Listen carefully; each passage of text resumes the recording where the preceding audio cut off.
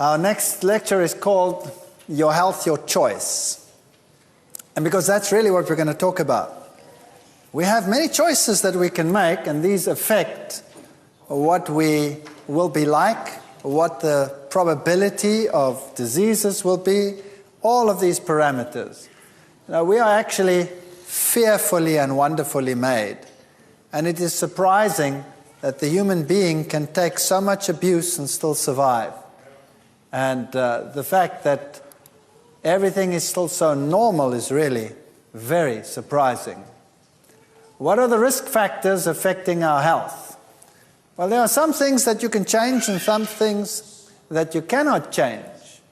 For example, if the environment gets to be very polluted, you can't very well jump off the planet. You're sort of restricted to this place. But there are other things, again, which you can avoid, which I like to call monsters in our lifestyles. And there's something else that we do. Fats and cardiovascular diseases. The type of fats we consume are very important in terms of how we live and how we die. For example, amongst men, the big killer is heart disease.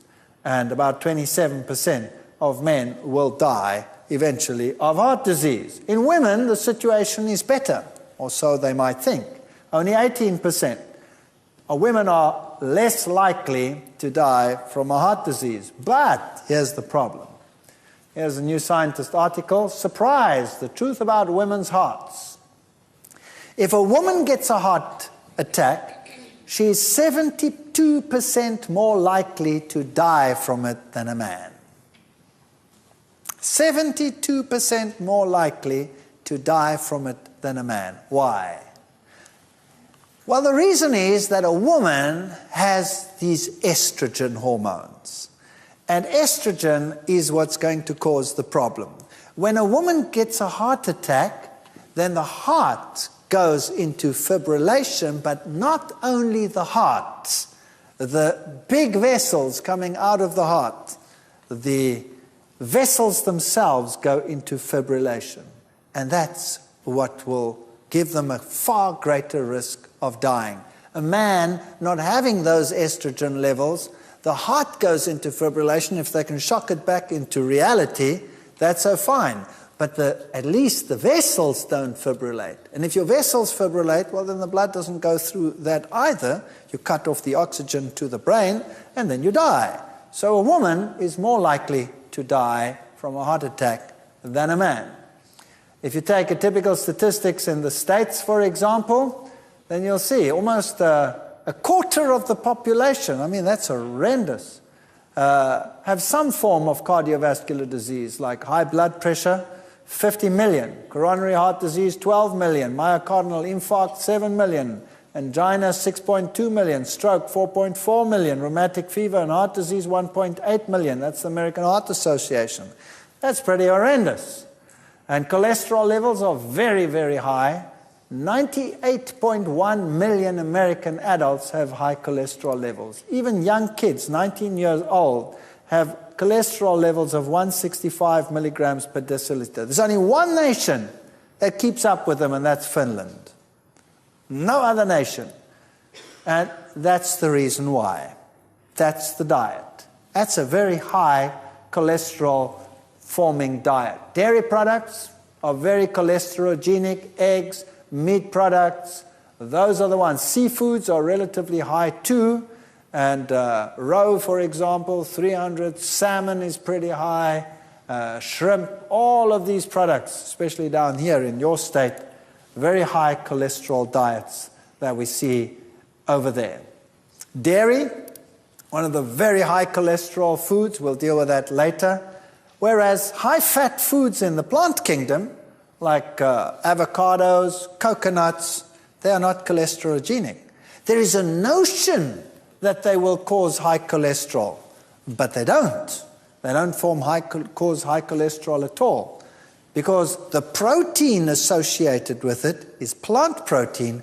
It actually lowers cholesterol. And the avocado, the oil in it is a monounsaturated oil, and it lowers your cholesterol level. So no high cholesterol from those products. Here is a typical way in which clotting and plaque formation forms. This is what you want. You want a nice, squeaky clean blood vessel without any of these compounds. People today say that cholesterol is not really the problem. In actual fact, they're right. Cholesterol is not the problem per se. It's the way in which the cholesterol is distributed that's the problem.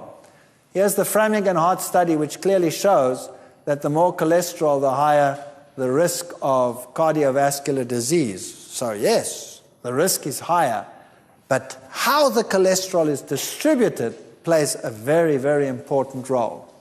If you have cholesterol clogging your arteries, then the arteries' lumen becomes smaller, and then you have a greater risk of a disease. Typical plaque formation.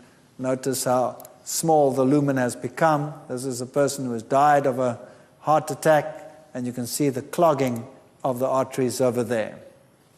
So a plaque is this mass of fat and cholesterol.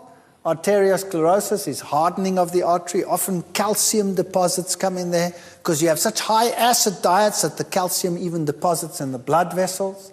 Then you can get clots, and they can start floating around and cause strokes and heart attacks and all kinds of problems like that. And by the way, if you're an African American, then you have twice the probability of getting these diseases than if you are a European white stock. That's just the luck of the draw. It just happens to be so. And I think the reason is that the population that is derived from black Africans in Africa has had a shorter time to adjust to high-fat diets than the Western typical European society. So that's just something we have inherited over time, a greater capacity to deal with a bad diet than the poor black people have that have had a shorter history of such diets. Now here's something that's very fascinating. The American Heart Society started warning against saturated fats and said they were the ones that caused heart disease. And by the 1970s, this started taking effect. And the average American started changing his diet, taking more polyunsaturated fats and less saturated fats. Is that correct?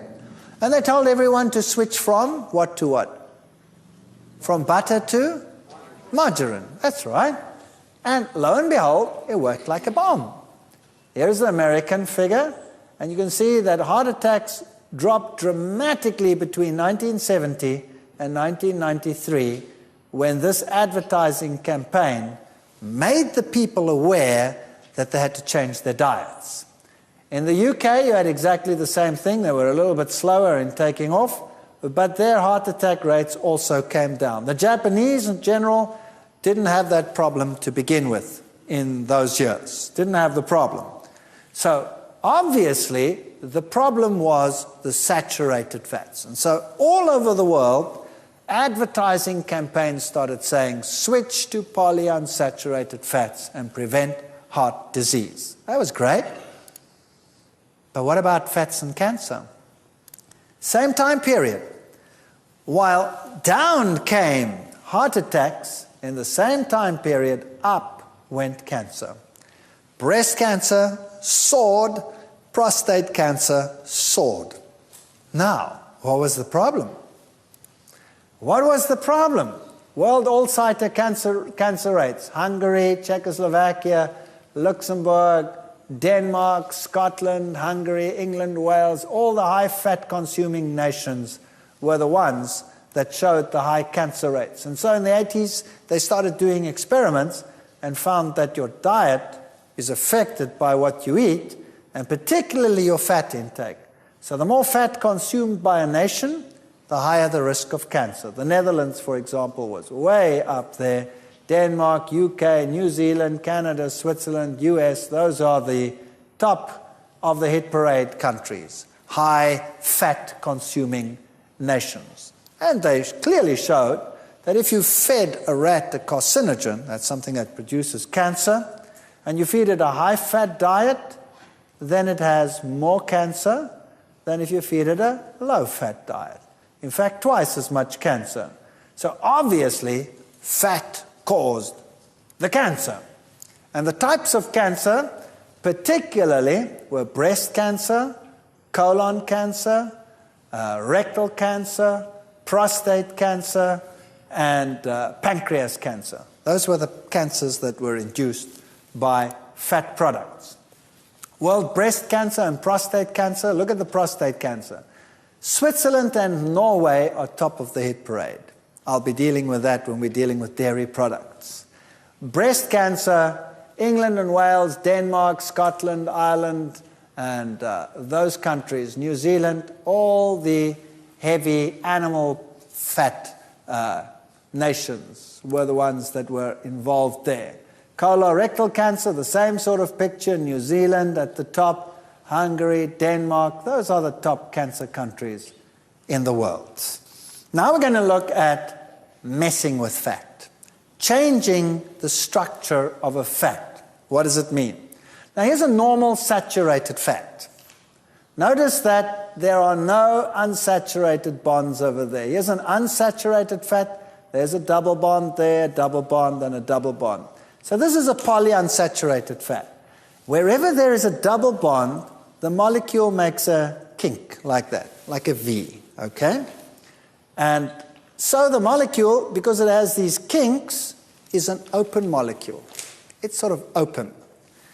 And that means oxygen can get in very readily. So this fat over here tends to oxidize quite readily. And when it oxidizes, it forms free radicals. So when you extract a fat, it starts oxidizing.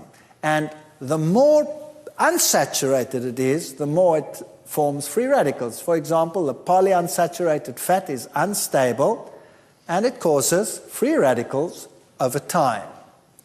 So you need a balance between polyunsaturates and antioxidants. And the natural antioxidants that you find in plants are vitamin A, vitamin C, vitamin E. And that vitamin E is built right into the seed where the oils are. So in a seed, the oil, in a sunflower seed, the oil is present, packed with antioxidants, and that oil remains stable. As soon as you extract that oil, then you expose it to air, and you have to increase the amount of vitamin E dramatically 200 times before it will stop oxidizing. And that doesn't happen. So they extract the oil, and then it forms these free radicals. And it forms all these compounds, peroxides, aldehydes, ketones, all these bad fellows. Now, when they extract the oil, to get enough oil out of the seed, they heat it as well. So, for example, when you heat a saturated and a polyunsaturated fat, and you heat it to 170 degrees for 2 hours, then it causes liver ailments when you feed it to an animal. That's centigrade. That's what, about double it for Fahrenheit. All fats heated to 180, that's about 360 degrees Fahrenheit, for 2 hours or more will produce serious liver ailments. And a triunsaturated fat will undergo oxidation 10,000 times faster than a monounsaturated fatty acid. So now here's the problem. When you extract that oil out of the seed under heat, normally they heat it to up to 200 degrees centigrade. That's 400 Fahrenheit. And they do that for 2 hours. So by the time you buy it, that oil would already cause serious liver ailments to a rat. Now, what do you do with the oil when you buy it? You cook with it. So you heat it. To what heat do you heat it? Very high. If you have a plate on your stove that's red, that means it's 600 degrees because you can actually see the light. You're putting your pan on there and you're heating that and you're cooking whatever you're cooking in there. You are just creating free radicals like crazy.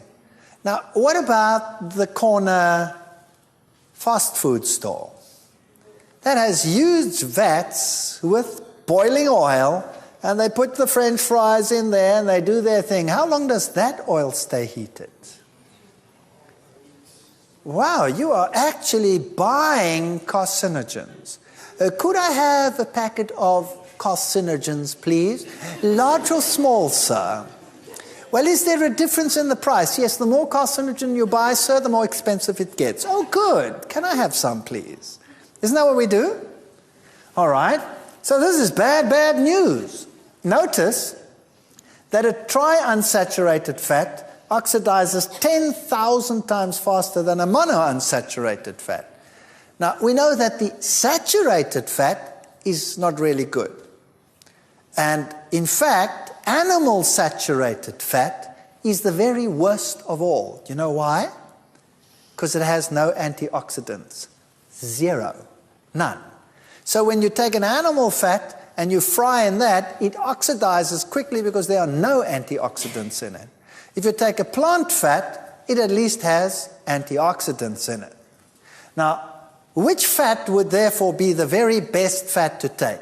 A tri or a mono or a saturated? Which one?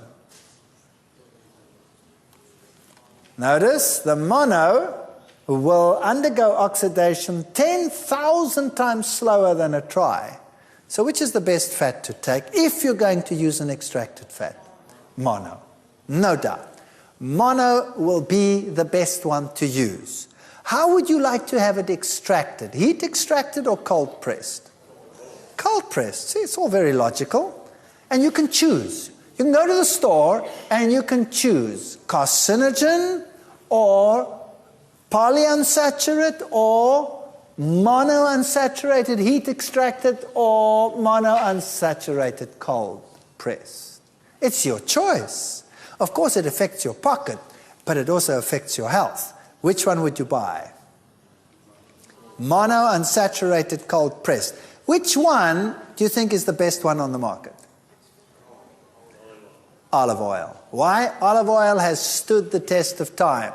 Canola oil is also a monounsaturated fat largely, but it's rapeseed and it has other components in it which might not be so hot, and it is a far stickier oil, generally speaking. So the one that if one is going to use it, would be mono olive oil. And you can see that that is a saturated, polyunsaturated mono. It takes the longest before it starts oxidizing. In fact, it only really starts oxidizing after being heated for about an hour or 2 hours. So if you take a cold press and you drip that over some potatoes and you pop it in and mix it all up and put it into the oven and you bake that at 200 degrees centigrade, that's what, 380, 400 Fahrenheit, and you bake it at that for an hour, you have golden brown chips and you have far fewer carcinogens than if you used sunflower seed oil. So make your fries like that. You don't have to give them up. Don't eat them as often, but when you make them like that. Here's a typical polyunsaturated ones, linoleic and linolenic acid. Now these are essential fatty acids. That means it is essential that we get them in the diet. We need them, we cannot live without them, we have to have them, and we can only get them from the diet.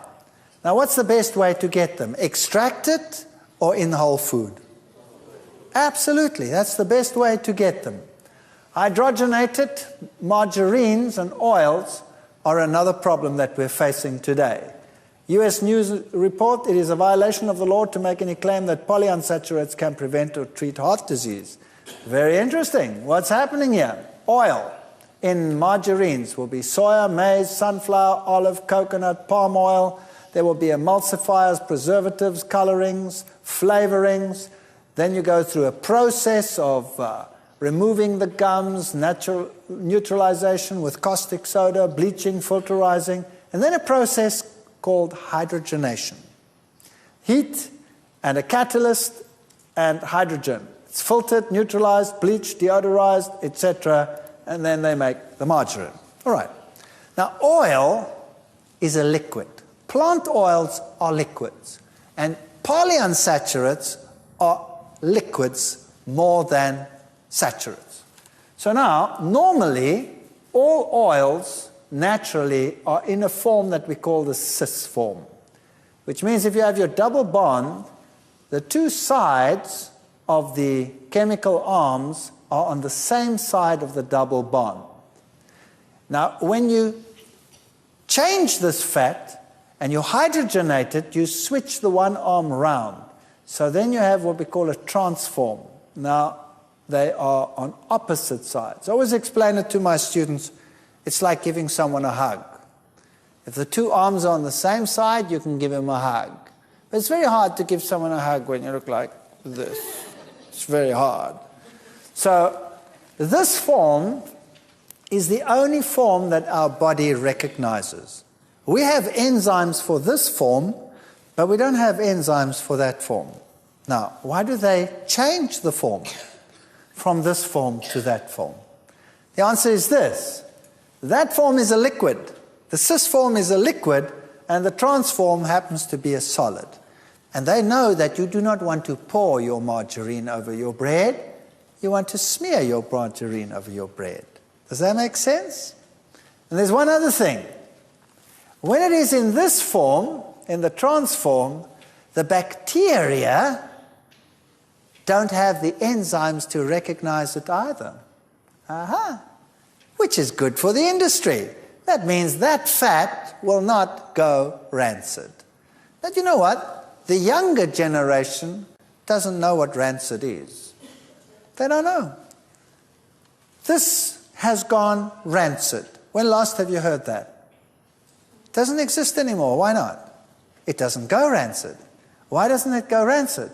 Because the bacteria don't want it anymore. Why don't they want it anymore? Because they can't digest it anymore. Good news, they have the same enzymes to digest it that you have. That means you can't digest it either anymore. So what is a margarine, really, if it's full of trans fats? It's a foreign substance. I call it shoe polish. You see? He already answered. I call it shoe polish. It's good for shoes, but for human consumption, no. So now you have a fat in you that you do not recognize. What do you do with it? What are you going to do with it? You're going to store it where you won't ever use it. Don't you store the things you don't use in the upper cupboards? Right? So you will store it under the skin, as far away from the heat source in the body as possible. And then it starts getting into the connective tissue and it makes bumps. And you look at it and you say, ooh, I've got cellulite. And you start training like crazy, but you know that stuff just doesn't go away. Have you noticed that? Cellulite just won't go away. The only way to get rid of it is to stop eating this plastic, which is trans fat, and exercise, and eventually it'll go out through the skin because your skin is oily, the cells burst, and the fat gets released that way, and that solves your problem. So trans fats are not a food. They are not fit for human consumption. They were never meant to be a food. They are good for the industry, and I have found out over the years that whatever is good for industry is normally bad for you. Isn't that so?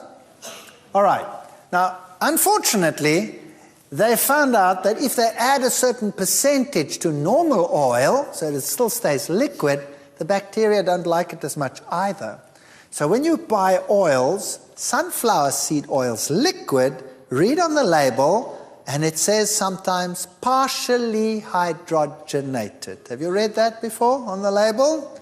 That means partially unfit for human consumption next time you read it, okay? And so don't use it. If you're going to use a margarine, use one that contains no trans fats, only natural oils, and uses something else to make it thick, like cornstarch or something like that they normally use. You can buy margarines like that. But generally speaking, any extracted oil is bad news. Let me explain why. Take a breath. Let's continue. Think about this. If I take a basin of water and I pour oil in it, and then I take hot water, warm water, and then I take a plate and I go dip out. What will my plate be like? Oily. it'll have if you run your finger along it, you'll have a film of oil on it. Isn't that right? Now, if you take free fat and you put it into your stomach, that's hot water, 37 degrees. Now you put food in it and you dip it in, and each piece of food has a layer of oil on it. That means the enzyme, which is water soluble in your stomach, can't get through, and it takes longer to digest, and you get fermentation.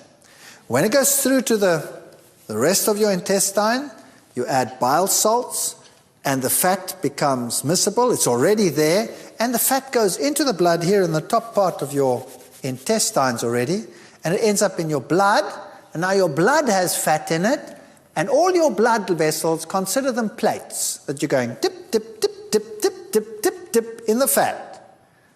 And now your blood vessels contain all these, and the exchange of oxygen is slowed down.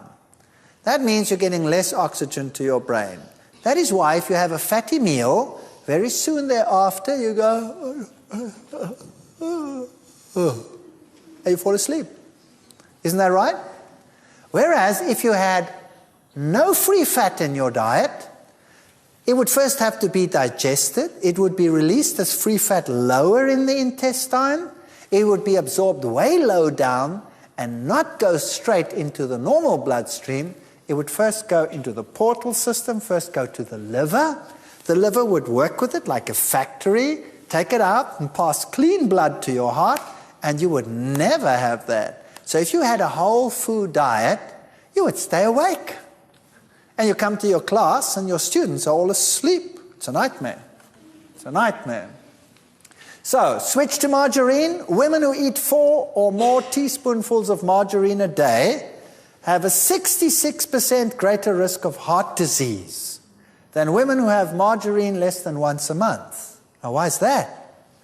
The trans fatty acid levels in the margarine seems to be the problem. So, you don't want trans fats. Trans fats are not a food, and they cause cardiovascular disease, and the polyunsaturates, they cause cancer. Margarine is not a good idea. Not a good idea. So what do you replace it with? There's another lecture coming up on that. Mopping up free radicals, we've already discussed it. So what you want in your diet, because we're going to face these hazards in the world, is you want lots of fruits and vegetables and natural foods such as these in your diet to help you cope with that situation as we discussed it in the previous lecture. All of these will help you mop up those free radicals. And it's very important that you don't just look at them, you actually eat them.